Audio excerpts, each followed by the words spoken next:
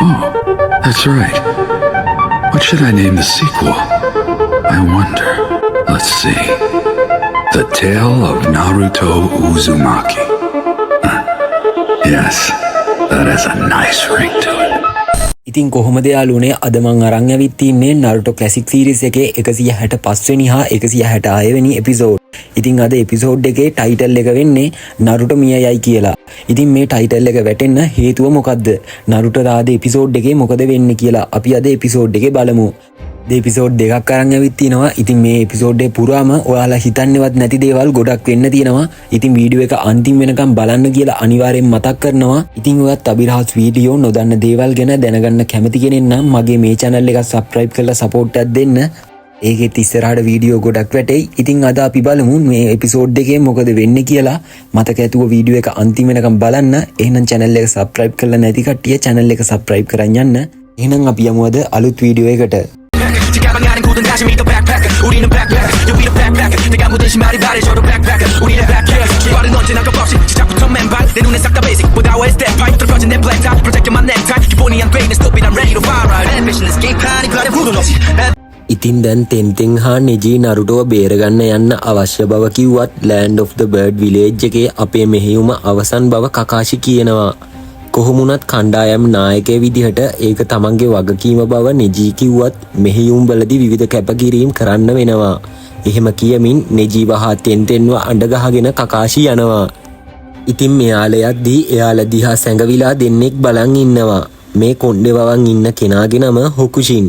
ඉතින් එයා ඒ වෙස්මූණ දාන් හිටපු කෙනා ගැන සැක බව කියද්දී අනිත් කෙනා එයාලා පසුපස යාමට අවශ්‍යද ඇසුවත් අවශ්‍ය නැති බව කියනවා.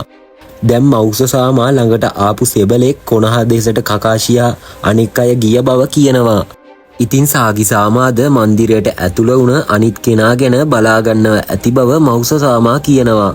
හොකුෂින් කකාෂිලගේ පසුපස යනවත් එක්කම එයාලා හැසිරෙන විදිහ දැකලා පහර දෙනවත් එක්කම ඒ ඔවුන් ලෙස හදපු ක්ලෝන් බව.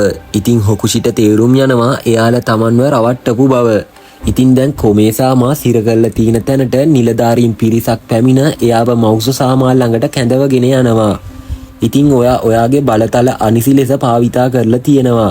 ඒ වගේම ඔයා ඔවාෂිසාමා හා ඇයගේ දියණියව ඝාතනය කරලා තිබෙනවා. තව දුරටත් ඔබ හරි සමුරායි කෙනෙක් නම් ගෞරවාන්විත විදිහට දැම්ම ඔබේ ජීවිතය අවසන් කරන්න කියලා මෞසසාමා කියනවා. ඉතින් කොමේසාමා තමා විසින්ම සියදිවි නසාගන්න යද්දී එතන එකවරම කට්ටිය පුදුම කරමින් ඝන මීදුමක් වසාගෙන යනවා. එතනට දැන් එකවරම අද්භූත රණශූරයා ඇවිල්ලා කොමේසාමාව අරන් යනවා. ඉතින් එතන හිටිය නිලධාරියෙක් අහන්නේ ඒ ගෝස්ට් ස්ටෝරියද කියලා. එතකොටම අපිට දැකගන්න ලැබෙනවා ට්‍රාන්ස්ෆෝර්මේෂන් ජුට්සු භාවිතා කරලා ඒ ඉඳලා තියෙන්නේ කකාෂි හා නෙජී හා තෙන්තෙන් බව. එයාලා මේ පසුපස හඹා යද්දී ඔයාලා දිගටම ඒක ලුහු බඳින්න මට දෙයක් හොයාගන්න තියෙන බව කියමින් කකාෂි එතනින් යනවා. නෙජී හා තෙන්තෙන් දැන් කොමේ ඉදිරියට ඇවිත් පහර දෙන්න යද්දී එයාලව නවත්තලා මටත් ඕන උනේ මේ අද්භූත රණශූරයාව සොයාගන්න. ඒත් ඒ එක්කෙනෙක් නෙමෙයි කියලා මටත් තේරුණා. එහෙම කොමේ කියද්දී ඔයාගේ ඔය මෝඩ කතා වලට දැන් අපි රැවටෙන්න බැරි බව කියමින් තෙන්තෙන් කිව්වත් එතනට එන කකාෂි කොමේට ඉදිරියට යන්න කියන ගමන් නෙජීලටත් එයා පසුපස යන්න කියනවා. ඉතින් දැන් කකාෂි බොරුවට හැංගිලා ඉන්නතුව ඉදිරියට එන්න කියමින් කෙනෙක්ට අඬ ගැහුවත් එන්නේ නැති නිසා සමනින් ජුට්සු භාවිතා කරලා පකුන්ව ගෙන්නලා එයාලවා මේ නින්ජව සොයා ගන්නවා. දැන් කොමේසාමා පිටුපස උමන් මාර්ගයක නෙජී හා තෙන්තෙන් යනවා. දැන් මේ නාගරේ කියන නින්ජා හා කකාෂි සටන් කරනවා. යුනිවර්සල් එක්සිමිලේෂන් ජුට්සු භාවිතා කරනවත් එක්කම පකුන් මේ නින්ජව හපන්න ගියත් අන්තිමට ඒකෙන් එයාවටමයි හානි වෙන්නේ. කකාෂි පකුන්ගෙන් මොකද උනේ අහද්දී එයාගේ ශරීරය ගලක් වගේ බව කියනවත් එක්කම එයා නම් ටිකක් අමාරුකාරයෙක් බවයි පකුන් කියන්නේ. එතකොට කකාෂි මම මෙයා ගැන බලාගන්නම් කියමින් පකුන්ට එතනින් යන්න අවසර දෙනවා. දැන් මේ නින්ජා එක්සිමිලේෂන් රොක් ටැන්ක් ජුට්සු භාවිතා කරලා කකාෂිට පහර දුන්නත් ටික වෙලාවකින් එයාට දැකගන්න ලැබෙන්නේ ඒ ක්ලෝන් එකක් බව. ඉතින් නාගරේගේ පිටේ පේපර් බෝම්බ එකක් අලවපු කකාෂි ඔයා දැන් ඉවරයි බව කියමින් වෙනත් පැත්තකින් ඇවිදගෙන එනවා. දැන් කොමේසාමා හා නෙජීලා ආපු උමගෙන් එළියට එන්නේ කලින් නරුටෝ එළියට ආපු තැනම වන වැඩවසම් සාමියාගේ මන්දිරය ළඟින්. හරි දැන් ඔයාගේ වෙස්මූණ ගලවන්න කියනවත් එක්කම ඒ ඇඳුම ඇතුලේ ඉන්නේ නරුටෝ. ඉතින් මේක දැකලා තෙන්තෙන් පුදුම වුණත් නෙජී පුදුම වෙන්නේ නැහැ. මොකද එයා කලින් ඉඳන් දැනන් හිටිය බව කියනවා. ඉතින් නරුටෝ මේ පිළිබඳ පැහැදිලි කරන්න යද්දිම තෙන්තෙන් පහරක් ගහමින් කියන්නේ ඔයාට කලින් අපිට මේ පිළිබඳ කියන්න තිබුණ බව. ඉතින් සාගි සාමා ඇර වෙන කෙනෙක් මේ අවතාරයේ ලෙස කටයුතු කරන බවත් ඔබ සාගි වෙනුවට මාව අරන් යන්න ආවද බවත් සාගි ආරක්ෂිතයි නේද කියලා කොමේ සාමා අහනවත් එක්කම එයා අපහසුවෙන් ඉන්න බවක් අපිට පේනවා. ඉතින් නරුටෝ එයාට මොකද උනේ බව අසද්දී මවුසමාව නොකළ වැරදි වලට පාපෝච්චාරණය කරගන්න බව කියනවත් එක්කම එයාගේ අත්වල තුවාල දැක ගන්න ලැබෙනවා. ඉතින් සාගි ඇතුලේ අපි එනකම් බලන් ඉන්න බව නරුටෝ කියනවා. කකාෂි යන්න හදද්දිම කුඩු වෙලා ගල්කට විදිහට බිම වැටුණ නාගරේ ඒ වයින් පහර දෙමින් ආයෙත් මතුවෙනවා. අපිට කරන්න විශේෂ දෙයක් නෑ. අපි කරන්නේ ශිල්පීය ක්‍රම සොරකම් කිරීම හා නව නින්ජුට්සු නිර්මාණය කිරීමයි. උදාහරණයක් ලෙස මේක කියලා එයාගේ ඇඟ දිය කර ගන්නවත් එක්කම ඒක දැකලා කකාෂි එයාගේ ශරින්ගන් ඇසෙන් ඒ ජුට්සුව කොපි කර ගන්නවා. නගරේ දිගින් දිගටම ජුට්සු භාවිතා කරලා කකාෂිට පහර දෙද්දී කකාෂිට තේරුම් යනවා මේ ගාර සොයාගත්තු ජුට්සු බව. නරුටෝ දැන් සාගි ළඟට එනවා. සාගි චිෂිම දැන් කොහෙද බව නරුටෝ අහද්දී එයා ප්‍රතිකාර ලබන ගමන් බව සාගි කියනවා. තෙන්තෙන් හා නෙජී මේ කිසි දෙයක් දන්නේ නැහැ. එයාලා අහන්නේ චිසිමට මොකද වුනේ? කවුද එයාට පහර දුන්නේ කියලා. මේ අතරේ සාගි කොමේගෙන් සමාව ඉල්ලන්නේ එයා ගැන මෙච්චර කල් වැරදියට හිතන් හිටිය නිසා. දැන් සාගි වුණ දේ පැහැදිලි කරනවා. එයා නරුටෝට පහර දෙන්න යද්දී එතනට චිෂිම පහර කාලා ආවා. එයා මට ඇහුම්කන් දෙන්න කියමින් මේ හැම දෙයක්ම මවුස සාමා කළ බවත් ඔවාෂි සාමා හා ඔයාගේ සහෝදරිය ඝාතනය කරේ ඔහු බවත් ඒවට කොමේ සාමා වැරදි නැති බව කියමින් එයාගේ මරණය නවත්තන්න කියමින් ඉල්ලනවා.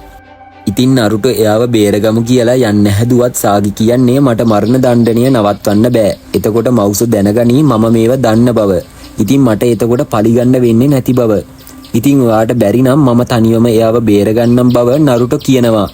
ඉතින් මේ නිසා තමයි නරුටෝ වෙස්වලාගෙන ගෝස්ට්වරිය විදිහට ඇවිත් තියෙන්නේ.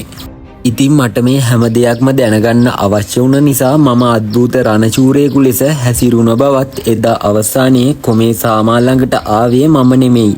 ඒ මවුසුගේ උදව්කාරයෙකු බව සාගි සාමා කියනවා. ඉතින් මේ හැම දෙයක්ම ඒ මහලු මිනිසා කරේ. මම එයා ගැන බලාගන්නම් බව නරුටෝ කියද්දී එපා නරුටෝ මේකට විසඳුම මමම දෙන්නම් බව සාගි කියනවා. මොකද එහෙම නැති වුණොත් අනාගතයේදී මේ ඔර්ලෝසුවත් එක්ක මට පසුතැවීම් ගොඩක් තියේවි බව සාගි කියනවා. ඉතින් දැන් කොමේ සාමා පලිගැනීමේ අරමුණෙන් ජීවත් වීමෙන් වෙන්නේ දිනෙන් දින අඳුරට යන එක බව සාගිට කිව්වත් එයාලා කරපු දේවල් වලින් මගේ ජීවිත අඳුරු වෙලා තිබ්බට කමක් නැද්ද? මම එයාලා ගැන බලාගන්නම් කියද්දී නරුටෝට මතක් වෙන්නේ සස්කෙව. මොකද සස්කෙත් ජීවත් වෙන්නේ තමන්ගේ අම්මා තාත්තා මරපු පලිය ඉතාචිගෙන් ගන්න අරමුණෙන්. ඉතින් මේව මතක් වෙනවත් එක්ක මට ඔයාට යන්න දෙන්න බැරි බව කියමින් නරුටෝ කෑ ගැහුවත් ඔයාලා මට මේ දෙයට ඉඩ දෙන්නේ නැත්තම් ඔයාලත් මගේ සතුරු විදිහටයි මම දකින්න බව සාගි කියමින් එතන තියෙන උගුල් දොරකින් එයා පිට වෙනවා. කට්ටියටම තේරුම් යනවා දැන් උත්සාහ කරාට එයාලා මෙතන කොටු වෙලා බව. ඉතින් මේ වෙන කලබල ඇස්සේ චිෂිමටද දැන් සිහිය එනවා. ඉතින් තවමත් එළිය නාගරේ හා කකාෂි සටන යනවා. නාගරේ සැඟවිලා හිටියත් කකාෂි පහර දෙනවත් එක්කම එයා අහන්නේ කොහොමද ඔයා මාව හොයාගත්තේ කියලා. මම ඒක කරේ මගේ ඇසින් බව කියද්දී මට ඔයාව මතකයි. ඔව් දැන් මතකයි. ඔයා තමයි ජුට්සු කොපි කරන ඒ ඇසක් තිබෙන කකාෂි හටකේ. ඉතින් කකාෂි නගරේව පහර දීලා පරාජය කරනවත් එක්කම එයා දකිනවා මාලිගාව පැත්තකින් දුමක් යනවා. ඉතින් දැන් මාලිගාව බිමට සමතලා වෙලයි තියෙන්නේ. නිලධාරීන් දැන් මේ සොයන්නේ මේ නටබුන් යට සාගි ඉන්නවද කියලා. එතනින් බේරිලා නරුටෝල එළියට එද්දිම නරුටෝ කකාෂිව දැකලා කියන්නේ කකාෂි සෙන්සේ සාගි හරිම කුරිරෝ කෙනෙක්. එයා අපිව විනාශ කර දමන්න හැදූ බව. හැබැයි කොමේසාමා එයාට දොස් කියන්න එපා බව කියනවා. මොකද එයා එයාගේ පියා හා සහෝදරිය ඝාතනය කෙරූ පලිය ගන්න දැන් උමතු වෙලයි ඉන්නේ. බොහෝ දුරට එයාව දැන් ක්‍රියා කරන්නේ ඔවාෂි සාමාගේ ආත්මය වෙන්න පුළුවන් බව කොමේසාමා කියනවා. මේ වෙලාවේදී නම් නරුටෝ ආයිත් ටිකක් බය වෙන්නේ අවතාරයක් ගැන ආයිත් කතාව ඇදුන නිසා. ඉතින් දැන් අපිට පෙන්වනවා සාගි මේ අద్භූත රණශූරයාගේ ඇඳුම තීන තැනට ඇවිත්තිද්දී පරණ මතක මතක් වෙනවා. ඉතින් පියා හා සහෝදරය මැරුණ දුකට සාගිගේ සහෝදරිය වන ටෝගි මැරෙන්න යද්දී සාගිගේ ආත්මය ඇවිත් ටෝගිට මේ ඔරලෝසුව දීලා යනවා. ඉතින් එදා ටෝකි පොරොන්දු වෙනවා මම පලිගන්න බව. ඉතින් දැන් අපිට දැකගන්න පුළුවන් වෙනවා සාගි වගේ මෙච්චර කාලයක් ඉඳලා තියෙන්නේ එයාගේ සහෝදරිය වෙන ටෝකි බව. දැන් තුවාලත් සමග වුණත් චිෂිම මවුසෝ සාමාගේ කුටිය ළඟට ඇවිත් බලන් ඉන්නේ සාගි එතනට එන බව දන්න නිසා. මවුසෝ සාමා ටික වෙලාවකින් එළියට එනවත් එක්කම මේ අද්භූත රණශූරයාගේ ඇඳුම ඇඳගත් ටෝකි එනවා. මම එකවරම වැඩවසම් සාමියාව මරන්න බැරි වුණත් මේ අවතාරය මරන්න මට පුළුවන් බව කියමින් ෆයර් ස්ටයිල් ෆයර්බෝල් ජුට්සු භාවිතා කරමින් මවුස සාමා පහර දෙනවා. මේ පහර දීමෙන් බෙස්මූණට හානි වෙනවත් එක්කම ඒක ටෝකි පැත්තකට විසික් කරනවා.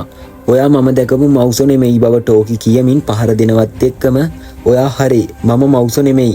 ඒක ලෝකය රැවටීමට යොදාගත් නමක්. මම හොකි චටාරි නින්ජාස් නායකයා ලෙස හොකි එයාව දැන් හඳුන්වා දෙනවා. ඉතින් අපි එක් ගම්මාන වලින් නින්ජ ක්‍රම එකතු කරමින් අලුත් නින්ජ ක්‍රම හදනවා. ඒත් අපිට ගම්මානයක් තිබුණේ නෑ. ඉතින් අපි අපිට නිවසක් හොයපු එක වැරදිද? ඔයාගේ පියා ඕනවට වඩා කට්ටියව විශ්වාස කරා. ඉතින් මම සුප්‍රසිද්ධ මවුස භික්ෂුව ලෙස රඟපෑවා. මම එයාට ලං වෙද්දී එයා මාව සැක කරේ නෑ. මම කරන දේවල් එයා විශ්වාස කරා ඒ මගේ ජෙන්ජුත්සු බව. ඉතින් මාව සැක කළ එකම කෙනා කොමේ. ඉතින් මම ඔයාශිව මරලා කොමේව පැත්තකට තල්ලු කර බව මේ මවුස ලෙස රඟපෑ හොකී කියනවා. ඉතින් මම ඔයාට සමාව නොදෙන බව කියමින් ටෝකි එයාගේ ආයුධයෙන් හොකීට පහර දෙන්න එද්දී ඒක පෙරලලා ඇවිල්ලා තමා දාන් හිටිය හිස් වැසුම වැදිලා ඒක ගැලවිලා තමන් සාගි නොවන බවත් ටෝකි බව දැක ගන්න ලැබෙනවා. ඉතින් මේක දැකලා චිෂිමටත් පුදුමයි. ඔව් මම තමයි ටෝකි බව කියමින් ටෝකි නැවතත් පහර දෙන්න ගියත් හොකී මෙවර ෂැඩෝ පොසිෂන් ජුට්සු යොදාගන්නේ ටෝකිට හෙලවෙන්නවත් බැරි වෙන්න. ඉතින් මම හිතුවේ නෑ ඔයා කෙල්ලෙක් වෙයි කියලා. ඉතින් දැන් ඔයත් සාගි වගේම මිය යන්න කියමින් හොකී ටෝකිගේ කඩුව එයාගේ බෙල්ල ළඟට ගේනවා. මේක දැකලා කලබල වෙලා චිෂිම එතනට ආවත් ඔයත් ආවද? එහෙනම් එකවරම මිය යන්න කියමින් ෂුරිකන් එකකින් චිෂිමගේ පැත්තට යවුවත් ඒක කුණායි පිහකින් බැලගෙනවා. ඉතින් දැන් නරුටෝ පැත්තක ඉඳන් කෑ ගහන්නේ ටෝකි ඉතුරු ටික අපිට බාර දෙන්න. ඒක ශිකමරුගේ තාක්ෂණයයි. ඔයාට බෑ ඒක අනුකරණය කරන්න කියමින් ඔයා කවුද බව හොකී අසද්දී ගෝස්ට් වරිය ලෙස ක්ලෝන් ගොඩක් එතනම ඇවෙනවා. කොහොම වුණත් හොකී දැනගන්නවා මේව සියල්ල ක්ලෝන් බවත් ඒ කොනහ වලින් පැමිණි කෙනෙක් බව. ඉතින් දැන් හොකී පහර දුන්නත් අවසානයේ ක්ලෝන් විනාශ වෙලා නරුටෝල එයාගේ ඉදිරියට එනවා. ඉතින් මේ හොකී කකාෂිව අඳුර ගන්නවා. කකාෂිත් ඔහුව අඳුරගෙන ඔවුන් වවුලන් මෙන් රටින් රටට යන ශිනෝබිලන් ලෙස හඳුන්වනවා. කොහොම වුණත් කට්ටියම පුදුම කරමින් වගේම නරුටෝවත් බය කරමින් හොකී දැන් සමනින් ජුට්සු යොදා ගනිමින් මෙතනට මකරු 3 දෙනෙක් ගෙන්නනවා. මේත් එක්කම හොකී චිෂිමටත් පහර දීලා ටෝකි වැරගෙන යද්දී නරුටෝ එයාව බේරගන්න ඉදිරියට පැන්නත් මකරු වේමත් එක්ක නරුටෝ ආපස්සට එනවා. කකාෂි රසෙන්ගන් මගින් ඈත ඉඳන් මකරු මවාපාපු ප්‍රොජෙක්ට් එකකට පහරක් ගහනවත් එක්කම කට්ටියට තේරුම් යනවා ඒ ව්‍යාජ මකරු බව. දැන් කට්ටියටම ටෝකිගේ පසුපස යන්න හදද්දී ඉදිරියට චටාරි නින්ජලා ආවත් එයාලා කට්ටියට පහර දෙනවා. නරුටෝ ඉදිරියට යනවත් එක්කම ඈතින් ඉඳන් කෙනෙක් බෝට්ටුවක් එවලා නරුටෝට කියන්නේ ටෝකිව ඕනේ නම් ඒකේ එන්න කියලා. නරුටෝ දැන් මේක ජෙන්ජුට්සු යොදා ගැනීමක්ද කියලා හිතනවා. ඉතින් ඔයා බයද? කොනෙහි ආදුනික නින්ජ කියලා කියද්දී මම ආදුනිකයෙක් නෙමෙයි බව කියමින් නරුටෝ ඒ බෝට්ටුවට නැගලා යනවා. ඉතින් මෙහෙම ඉස්සරහට යන නරුටෝට පේනවා මේ විල ළඟ පොඩි කාලේ සාගි සහ එයාගේ සහෝදරිය වන ටෝකි සහ පොඩි කාලේ චිෂිම ඉන්නවා. ඉතින් මෙතනින් යාළුවනේ මේ එපිසෝඩ් එක ඉවර වෙනවා. ඊළඟ එපිසෝඩ් එකත් මං ඉක්මනටම අරන් එන්නම්. මගේ අනිත් channel එක subscribe කරලා support එකක් දෙන්න කියන ගමන් එහෙනම් හැමෝටම සයොනාරා. 가방안엔 굳은 가심이 더 backpacker 우리는 backpacker yeah, we the backpacker 내가 묻은 신발이 바래져도 backpacker 우리는 backpacker 기발은 언제나 겁없이 시작부터 맨발 내 눈에 싹 다 basic without a step pipe 들어가진 내 black top protecting my necktie 기본이 안 돼 있는 stupid I'm ready to viral ambition is keep hiding blood and brutal